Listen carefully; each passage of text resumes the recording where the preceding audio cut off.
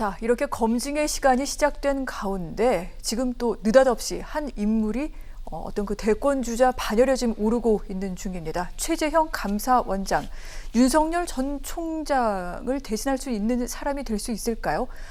바로 얼마 전 여론조사에서 처음으로 이름이 올라갔는데 단숨에 5위까지 지금 오르기도 했습니다.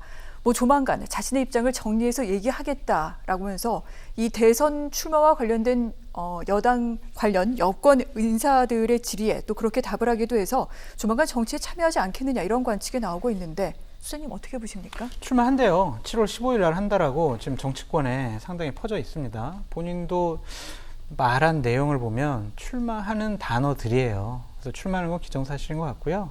갑자기 이제 여론조사를 했는데 5위에 진입을 했습니다. 저것은 윤석열 총장에게 기대를 하기 어려운 야권 지지 성향의 분들이 최재형 좋은 사람 같아, 흠이 없는 것 같아. 그래서 이제 최재형 감사원장을 지지하는 것으로 보여지는데 저는 되게 회의적이에요. 그러니까 인위적으로 저렇게 특정 정치를 해보지 않았던 분을 단기간 내에 인위적으로 띄우는 게 너무나 불가능하고 힘들어요. 그러니까 민주당에서 친문 세력들이 정세균 전 국무총리를 띄우기 위해서 얼마나 많은 노력을 했습니까? 안 뜨잖아요. 그런 것처럼 특정 세력이 특정한 목적을 갖고 특정 후보를 띄운다는 것 자체가 되게 큰 위험 부담과 어려움이 있다. 저는 운이 없다면 최재형 감사원장이 대권 후보로 주목받기에는 어려울 것 같다. 저분이 출마 선언하고 나서 두 자리 숫자 지지율 나온다면 가능성을 엿볼 수 있겠지만 계속 이 정도 4, 5% 정도 나온다고 하면 글쎄요. 네. 좀 여러 가지로 힘들지 않을까라고 전망해 봅니다. 네. 물론 검찰총장 자리도 그렇고요. 감사원장 자리도 사정기관의 장입니다. 그렇기 때문에 정치적 중립성 문제 당연히 제기될 수밖에 없는데 그 부분은 일단 그 부분으로 두고 일단은 그렇다면 야권의 다크호스가 될 가능성 평론가님 어떻게 보십니까? 말씀 다 하셨으니까요. 네. 저도 비슷한 생각하고 있습니다. 인위적으로 자기가 내가 이럴 만한 사람이다라고 네. 생각해서 나올 수 있을 것 같으면 민주당에 지금 대권 주자 한 10명은 될 것 같거든요. 그 주자들이 똑같이 주목받아야 되는 게 맞지 않습니까? 안 될 거라고 생각하고요. 말씀하셨던 것처럼 사정기관장이 지금 출마 선언하는 게 그게 맞는 것인지 이걸 그냥 얘기로 넘어가셨지만 이건 네. 대단히 중요한 문제입니다. 검찰총장 했던 사람이 곧바로 법법 뽑고 난 다음에 곧바로 대선 출마 선언한다고 얘기하는 것도 저는 맞지 않다고 생각하고요. 특히 감사원장 같으면 행정부를 견제하는 역할을 하는 자리잖아요. 만약에 지금 7월 15일 얘기도 하셨지만 정치에 욕심이 있다고 하면 오늘이라도 감사원장 그만둬야죠. 그게 맞지 않습니까? 근데 그럴 생각이 없어 보여요. 최소한의 책임 윤리조차 지키지 않는 거 아닙니까? 정치는 그래도 금도라는 게 있는 건데 물론 감사원장 그만두고 난 다음에 대선 출마할 수도 있겠죠. 그 전에 전례가 없는 것도 아니니까요. 근데 그러면 최소한 그런 의심의 시선을 받을 때는 본인이 그걸 먼저 그만두고 난 다음에 정치를 뛰어들어야 하는데 최소한 그런 정도의 체면조차 지킬 생각이 없는 사람을 어떻게 대선 주자로 만들 수 있겠습니까?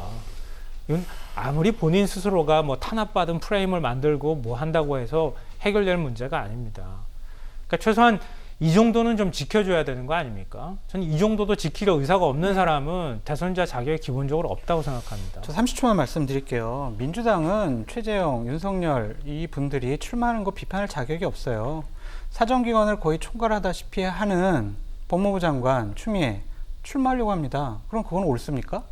그럼 기간이 몇 달 더 뒤에 늦었기 때문에 괜찮다? 말이 됩니까? 정세균 국무총리 코로나 때문에 어려운데 지난 1월인가요? 나 국무총리 안 하고 난 대권 출마할 거예요.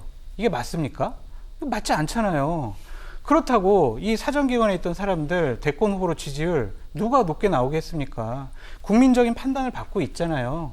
그러니까 너는 사정기관 사람, 기관장이 갑자기 대권 후보 나오는 거 옳지 않아 라고 다른 사람들은 비판할 수 있어도 민주당 쪽 분들은 비판할 자격이 없다라고 좀 말씀드려요. 그렇게 얘기하시면 안 돼요. 왜요? 왜냐하면 그러면 국회의원이 장관 될 수 있습니까? 없습니까? 될 수 있죠.